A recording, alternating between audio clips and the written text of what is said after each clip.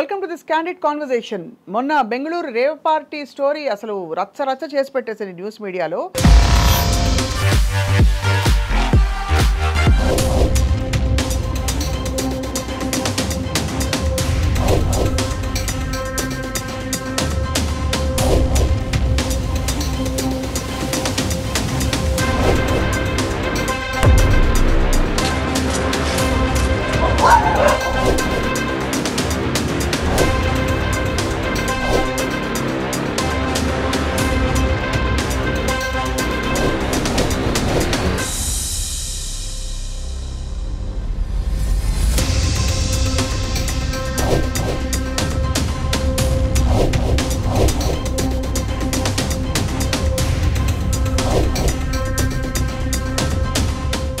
ఎవరెవరు అక్కడ నిజంగా పట్టుబడ్డారు, అసలు ఈ రేవ్ పార్టీ కల్చర్ ఎప్పటి నుంచో కొనసాగుతుంది, కానీ ప్రతిసారి ఒక ఇన్సిడెంట్ జరిగిన తర్వాత ఫాలో అప్ ఏమిటి, చట్టం ఏం చెప్తోంది, అలాగే పోలీసు వ్యవస్థ ఎంతవరకు దీన్ని కట్టడి చేయగలుగుతోంది, ఈ అంశాలపై let's find out more. We have with a senior crime journalist and I డ్రీమ్లో క్రైమ్ డైరీస్ ప్రజెంట్ చేసిన అందరికీ సుపరిచిత షో హోస్ట్ మురళి గారు. వారితో మాట్లాడబోతున్నాం. మురళి గారు నమస్కారం.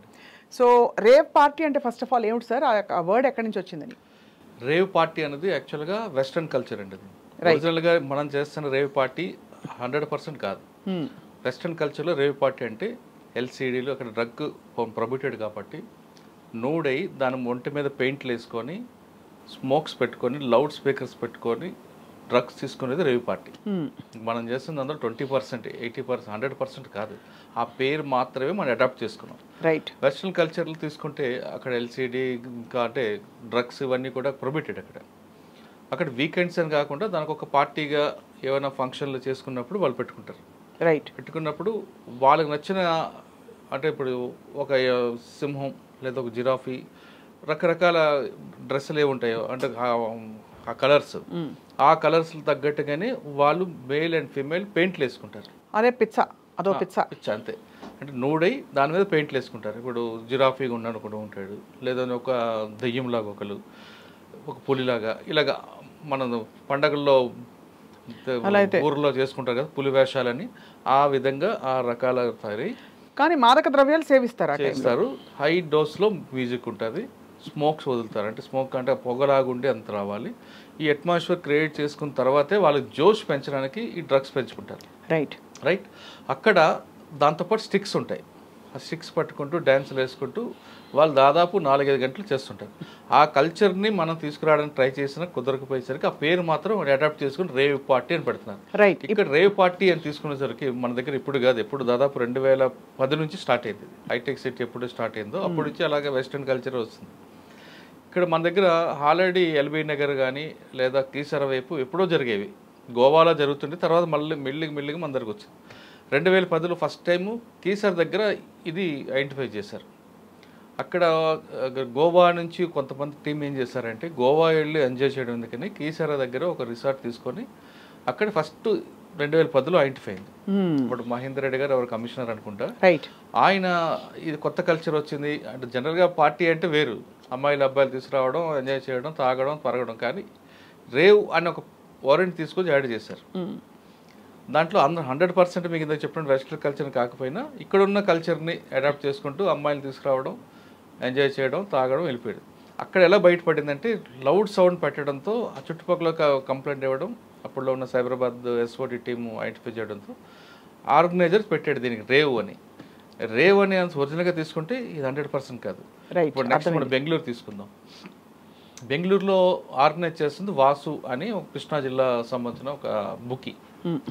ఆయన ఇదే పనిలో తిరుగుతుంటాడు. బుకీ అంటే చెప్పండి, టెక్నికల్ పదాలకి అసలు అర్థం తెలుసుకునే ప్రయత్నం ఇవాళ. బుకీ అంటే క్రికెట్ బుకీ, పందాలు కాసే వాళ్ళు పెడతారు. అది పందాలు కాసే ఒక వ్యక్తి, ఒకనొక వ్యక్తి అక్కడ ఆయన ఇది బెంగళూరులో ఆర్గనైజ్ చేశాడు. దీనికి మన దగ్గర ఏమైందంటే హైదరాబాద్లో, కృష్ణా జిల్లా ఇవన్నీ కొన్ని ప్రాంతాల్లో ఇటువంటి ఆర్గనైజర్స్ చాలా మంది ఉంటారు. వీళ్ళు గతంలో ఏం చేసేవారంటే చిన్న మీకు రికార్డెడ్ డ్యాన్స్లో ఉండేవి, దాన్ని అలా కొంచెం ముందు తీసుకొచ్చారు. వాస్తవంగా రికార్డెడ్ డ్యాన్స్ అని పెట్టేవారు. రికార్డ్ డ్యాన్స్ బ్యాన్ ఇప్పుడు అయిపోయాం.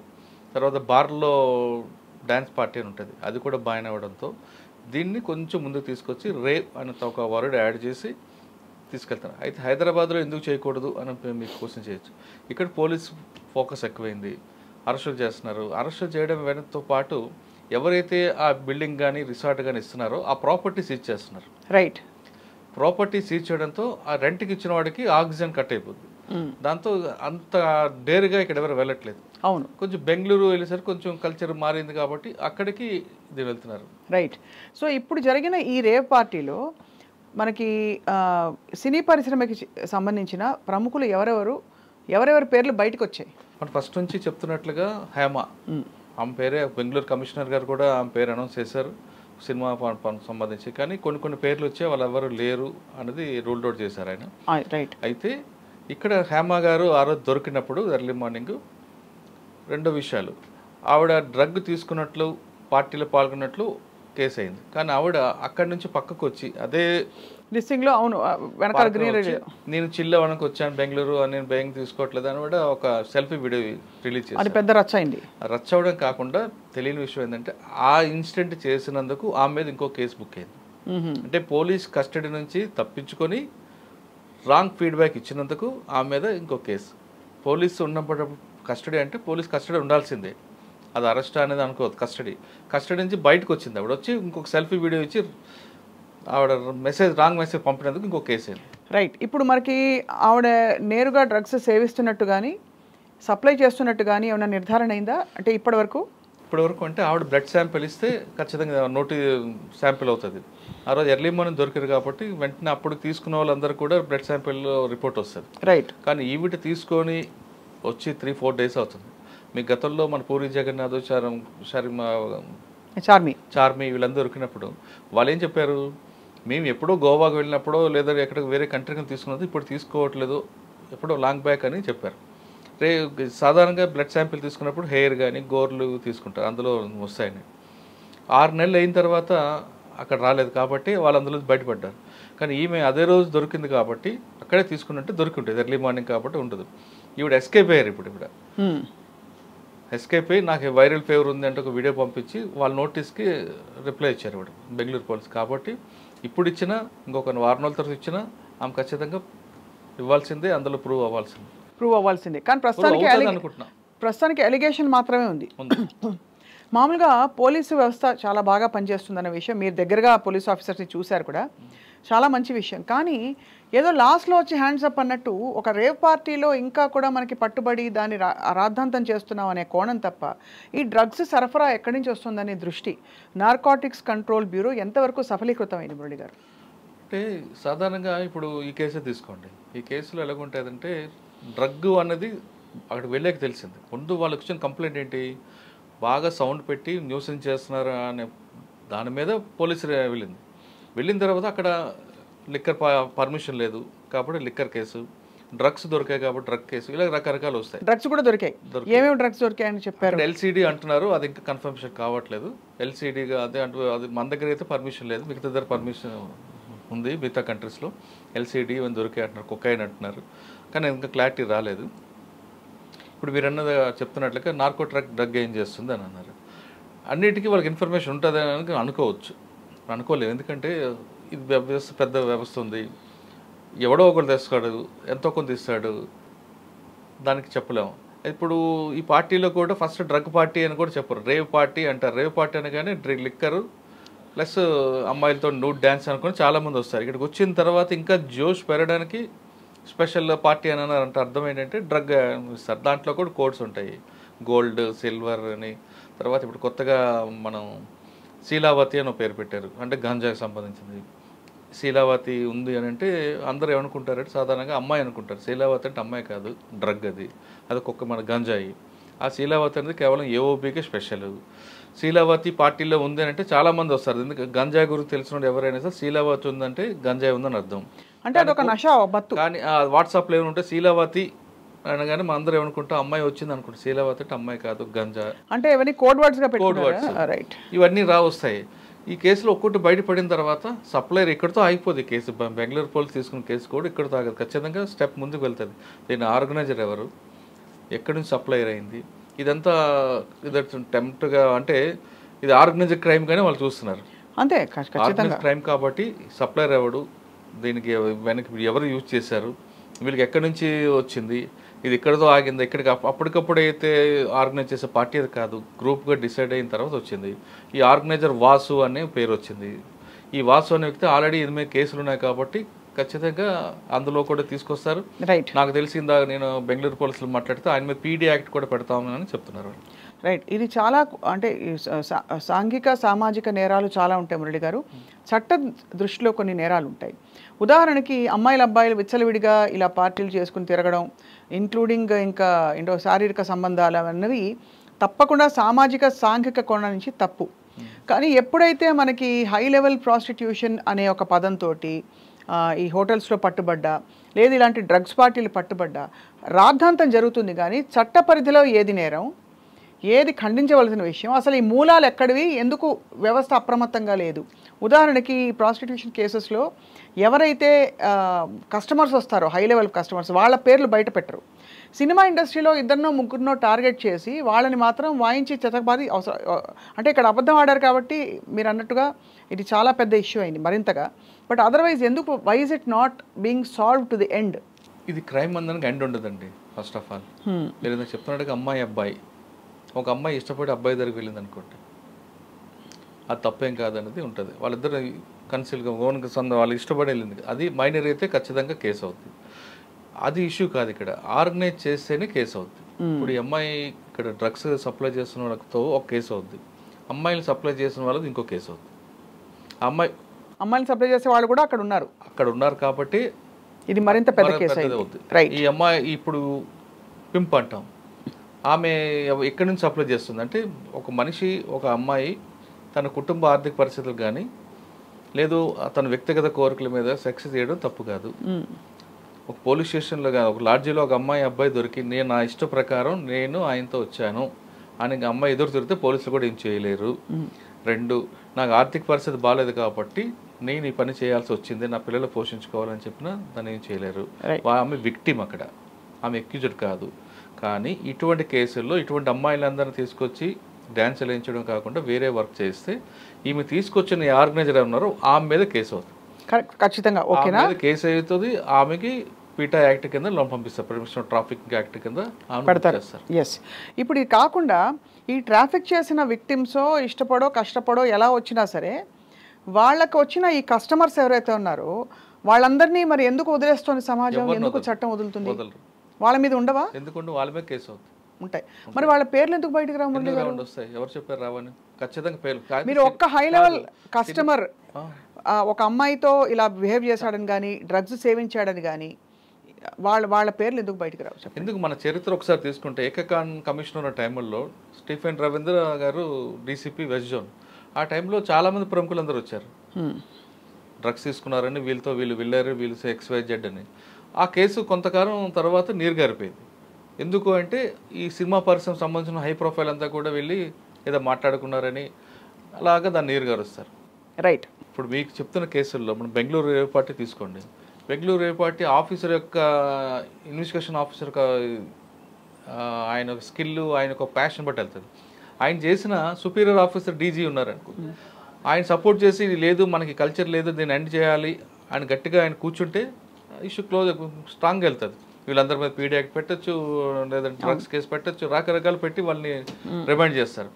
లేదు మనకెందుకు అని స్పీడప్ వద్దు, పక్కన సార్ ఎవిడెన్స్ సెంట్రల్కి వెళ్ళకుంటాయండి పోలీసులు, కేసు గట్టికి ముందుకు వెళ్ళాలనుకోండి, స్పీడప్ చేయి, వాడిని బెయిల్ రాకుండా చూడు, కస్టడీ వేసుకో అని ఈ ఇండికేషన్ ఇస్తారు. అంటే అర్థం ఏంటంటే ఆఫీసర్కి సీరియస్గా తీసుకున్నాడు అని అర్థం.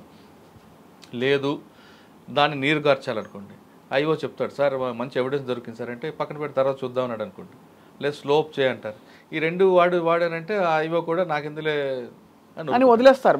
మన దగ్గర అప్పుడు 2014లో ఏకకాన్ గారి టైంలో గట్టిగా చేశారు అదే, కానీ ఎందుకో మరి తర్వాత అది నీరు గారిపోయింది. అదే తర్వాత పూరి జగన్నాథ్ గారు వచ్చింది, పూరి జగన్నాథ్ చార్మి వీళ్ళందరూ వచ్చారు. ఆ కేసు ఏమైంది 6 నెలల తర్వాత జరిగింది కాబట్టి వాళ్ళకి ఎవిడెన్స్ దొరకలేదు. రైట్, అది ఇమీడియట్గా వచ్చుంటే దొరుకుండేది. ఇప్పుడు హేమ ఉన్నారు, హేమ ఇమీడియట్గా నిజంగా ఆవిడ నేను డ్రగ్ తీసుకోలేదంటే ఆమె స్వయంగా వెళ్ళి ఆమె బ్లడ్ శాంపిల్ ఇచ్చుంటే రాద్దాంతం అయ్యేది కాదు, రాద్దాంతం కాదు, ఆమె క్లీన్ చిట్గా బయటకు కూర్చుంటేది. కానీ ఎప్పుడైతే నాకు హెల్త్ బాగాలేదు అంటూ రకరకాలుగా ఆమె రీజన్స్ చెప్తుందో సస్పెక్ట్ ఎక్కువ అవుతుంది ఆవిడ మీద. ఇప్పుడు ఆవిడ మీద సస్పెక్ట్ ఎక్కువైంది కేవలం డ్రగ్ ఒకటే కాదు, అక్కడ అమ్మాయిలు అందరూ వచ్చారు, అమ్మాయిలు కూడా ఎవరెవరు సప్లై చేశారన్న కోణం కూడా వచ్చింది కాబట్టి ఇన్వెస్టిగేషన్ అలా జరుగుతుంది. అలా జరుగుతుంది. ప్రస్తుతం ఎక్కడున్నారండి హేమ గారు? హేమ గారు ప్రస్తుతం హైదరాబాద్ ఉన్నారు అనుకుంటా.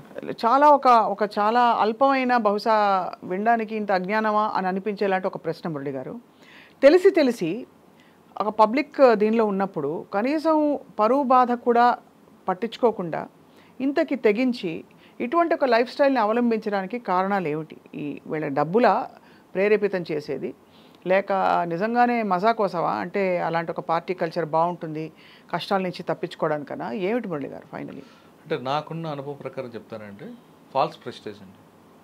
సినిమా వాళ్ళు కానీ కొంతమంది హై ప్రొఫైల్ ఒక స్థాయికి వచ్చిన తర్వాత వాళ్ళకి ఎక్స్పెండిచర్ ఎక్కువైపోతుంటుంది. వాళ్ళకి మినిమం ఒక డ్రైవర్ ఉండాలి, ఇంట్లో వంట మనిషి ఉండాలి, ఒక అసిస్టెంట్ ఉండాలి, బయటికి వెళ్తా మేకప్ కిట్ పట్టుకుని ఉండాలి. వీళ్ళకి బిజినెస్ అంటే యాక్టింగ్ కానీ లేదంటే వాళ్ళు చేస్తున్న ఏ ప్రొఫెషనల్లో అందరు కానీ బిజినెస్ లేకపోతే ఇవి మాత్రం పోవు. ఇవి తప్పనిసరిగా రిచ్ మంచి ఒక మన ఒక బంజారాస్ లాంటి జూబ్లీస్ ఏరియాలో, మణికొండల ఏరియాలో మంచి పాష్ ఇల్లు ఉండాలి. ఈ ఎక్స్పెండిచర్ ఎక్కడి నుంచి వస్తుంది? ఆదాయం ఆగిపోతుంది. కానీ ఆదాయం అయిపోయింది కదా అని ఆవిడ కృష్ణానగర్కి వచ్చింది అనుకోండి, ఆవిడ మార్కెట్ పడిపోతుంది. నేను ఇంకా మంచి ప్రొఫైల్ ఉన్నాను. మీరు ఎప్పుడైనా పాత సినిమా యాక్టర్లు ఎవరైనా డైరెక్టర్లు కానీ అడగండి, ఏం చేస్తున్నాను సార్, లేదా ఒక స్టోరీ డిస్కషన్లోనే అంటారు, కానీ ఖాళీగా ఉన్నానని చెప్పరు. పాత యాక్టర్ని అడగండి, అసలు ఆవిడ సినిమా మర్చిపోతారు ఫీల్డ్, కానీ ఆవిడ ఇంకా చెప్తుంది, లేదు నాకు ఒక డిస్కషన్ ఉంది, నేను కేరళ వెళ్ళాలి, మలయాళం వెళ్ళాలి. అదే ఏ హీరోని, పాత హీరోని అడగండి, ఇదే చెప్తారు. అంటే వాళ్ళంతా కూడా ఫాల్స్ ప్రెస్టేజ్లో ఉండిపోతారని నా అభిప్రాయం. దాన్ని నుంచి బయటపడడానికి ఇటువంటివన్నీ కూడా అలవర్చుకుంటారు. సీరియస్గా సిన్సియర్ యాక్టర్స్, సిన్సియర్ వాళ్ళు ఉన్నారు. వాళ్ళు ఏ ప్రొఫెషన్ వచ్చారో ఆ ప్రొఫెషన్ నుంచి ఒకవేళ వాళ్ళకి డిమాండ్ లేకపోతే కామ్గా పక్కన ఉంటారు, అంతే తప్ప దారి తప్పరు. అంటే దారి తప్పడం గురించి అడుగుతున్నాను. ఎథిక్స్ అవన్నీ మెయింటైన్ చేస్తారు వాళ్ళు. ఒక సినిమా ఇండస్ట్రీ ప్రపంచానికి ఎంటర్టైన్మెంట్ ఇచ్చే చాలా గొప్ప ఇండస్ట్రీ, గొప్ప కళాకారులు తెలుగు ఫీల్డ్లో. మనకి ఇలాంటివి వచ్చినప్పుడు మొత్తం యావత్ ఇండస్ట్రీని మీడియా అనడం కూడా తప్పు. వీటి మూలాలు పట్టుకొని పోలీసులందరూ గొప్పవాళ్ళు అనడం కూడా, బహుశా పోలీస్ వ్యవస్థ ఇంకా మరింత పట్టు బిగించాల్సిన అవసరం ఉంది. ఒకటండి, సినిమా వాళ్ళు ఉన్నారంటే, సెలబ్రిటీస్ ఉన్నారంటేనే ఆ వార్తకి హైప్ మనం చేస్తాం. ఇప్పుడు అక్కడే హేమ కాకుండా ఇంకెవరు దొరికితే మీరు కానీ మేము పట్టించుకుంటాం.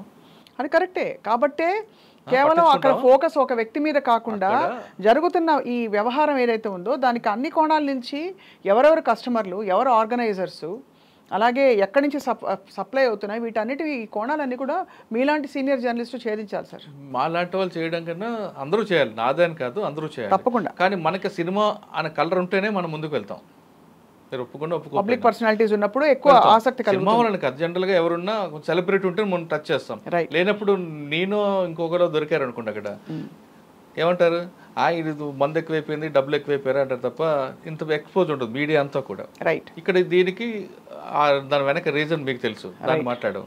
రెండోది, సెలబ్రిటీస్ సినిమా వాళ్ళు అందరూ అనుకున్నాం, సినిమా అనగానే అది నిజంగా చెప్పాలంటే మనం రాళ్ళు విసురుతున్నాం వాళ్ళ మీద. వాళ్ళ ఒక షోకేస్లో బొమ్మలు లాంటి వాళ్ళండి. సినిమా ఇండస్ట్రీ అనేది షోకేస్ బొమ్మ.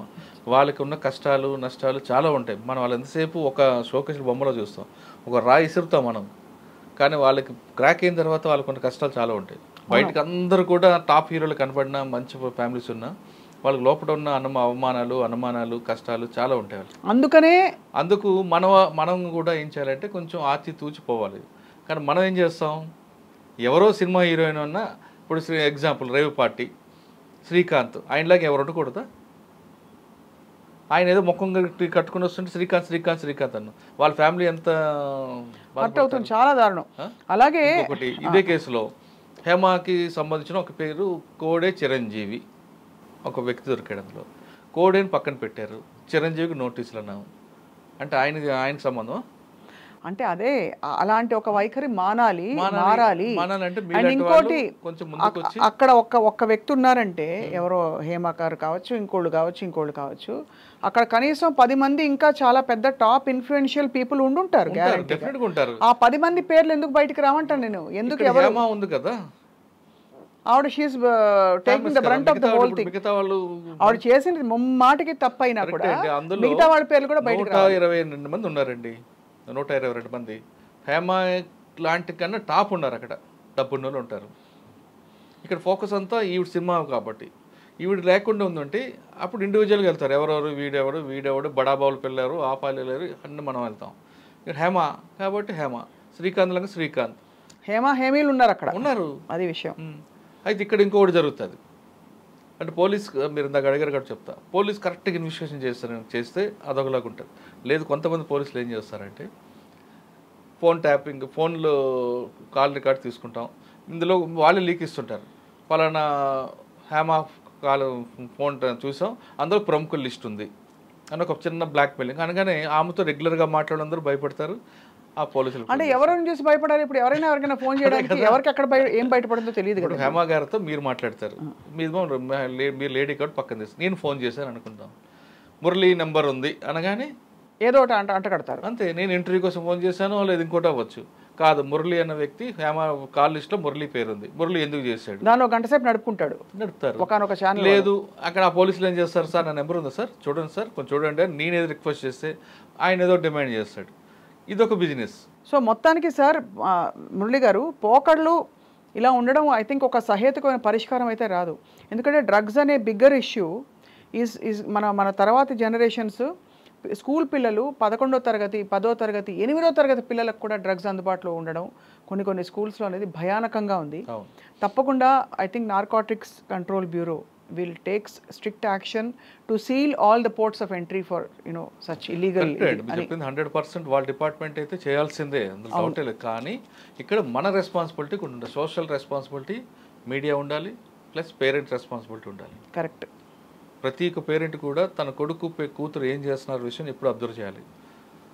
అందుకే చెప్తుంటారు డ్రగ్స్ తీసుకున్న పిల్లల్ని ఎక్కువ అబ్జర్వ్ చేయండి అని. కళ్ళు ఎర్రగొండడం, వాళ్ళలో వాడే మాట్లాడుకోవడం, ఎక్కువ అన్నం తినకపోవడం, లేదా ఒకసారి ఎక్కువ అన్నం తినడం, లేట్గా పడుకోవడం, ఇటువంటి సిమ్టమ్స్ అన్నీ కూడా డ్రగ్స్కి ఉన్న వాళ్ళని. కానీ ఎవరు అబ్జర్వ్ చేయాలి, తల్లిదండ్రులు ఎంతసేపు సొసైటీ మీద పోలీస్ మీద వేయకుండా వాళ్ళ పిల్లల్ని వాళ్ళే కంట్రోల్ చేసుకోవాలి. నెంబర్ 1. నెంబర్ 2, అమ్మాయి లేటుగా వస్తే ఎక్కడికి వెళ్ళావు అని గదమాయించే తల్లి కానీ తండ్రి కానీ, అబ్బాయి లేటుగా వస్తే ఎందుకు క్వశ్చన్ చేయకూడదు, అబ్బాయి కూడా క్వశ్చన్ చేయాలి. చీకటి పడ్డదో ఎక్కడికి వెళ్ళావు, ఎందుకు లేట్గా వచ్చావు అని క్వశ్చన్ చేస్తే అదొక భయం అనేది అడుగుంటుంది. తప్పకుండా ఖచ్చితంగా వాడు కూడా ఫ్రెండ్స్ సర్కిల్తో దూరంగా వెళ్తాడు. నెంబర్ 2. నెంబర్ 3, ఒక ఏజ్ గ్రూప్ వచ్చాకంటే ఉండాలంటే 16 సంవత్సరాలు. ఇప్పుడు ఏంటవుతుంది, సోషల్ మొబైల్ ఫోన్స్ రావడంతో 4th క్లాస్ నుంచి వాళ్ళు ఫోన్లు వాళ్ళ వ్యవహారాలు చేస్తారు. ఇంకా భయంకర విషయం ఏంటంటే కొన్ని స్కూల్స్లో 3rd క్లాస్ నుంచి లవ్ అని స్టార్ట్ అవుతుంది. ఈ అమ్మాయి చూసి నవ్వింది నన్ను కాబట్టి నా గర్ల్ ఫ్రెండ్ అని వాటికి వాడు డిసైడ్ చేసుకుంటాడు. ఆ అబ్బాయి నన్ను చాక్లెట్ ఇచ్చాడు కాబట్టి అబ్బాయి నన్ను లవ్ చేస్తున్నాడని ఆ అమ్మాయి డిసైడ్ చేసుకుంటుంది. దీనికి ఈ కల్చర్ని ఏమనుకుంటాం మనం, అదే అంటే 3వ క్లాస్ నుంచే వాళ్ళు అసలు ఏంటో తెలియని విషయం నుంచి వాడు వస్తున్నాడు. కాబట్టి తల్లిదండ్రులు మస్ట్గా వాళ్ళ పిల్లల్ని అబ్జర్వ్ చేయాలి. చేస్తే ఇవన్నీ ఇక్కడకు కొంచెం ఫుల్ స్టాప్. తర్వాత మీరు గవర్నమెంట్ మీద సొసైటీ వేయాలి. అసలు ముందు మనం అన్నిటికన్నా మీడియా సోషల్ రెస్పాన్సిబిలిటీ అనేది తీసుకుంటే దీనికి ఒక చెక్ పెట్టే అవకాశం వస్తుంది. ఇప్పుడు హేమ తీసుకున్నారా రేవ్ పార్టీ అనేది కాదు, ఈ కల్చర్ నేను చెప్పాను ఫస్ట్లో వెస్ట్రన్ కల్చర్, ఇది ఇంకా రాలేదు. ఇంక మనకి ఆ పేరు ఒకటి వచ్చింది, దాని రూట్స్ దాని ఆరిజిన్ రాలేదు. ఇక్కడ ఆ ఆరిజిన్ రాకముందే మనం దీన్ని బ్రేక్ చేస్తేనే తప్పకుండా, లేదా మన కల్చర్ అనేది నవ్వుల పాలు అయ్యే అవకాశం ఉంటుంది. మురళి గారు చాలా ఆనెస్ట్ డిస్కషన్ ఇవాళ, నిజంగానే క్యాండిడ్ కాన్వర్సేషన్. అందుకు thank you for your insights and your suggestions. నమస్కారం.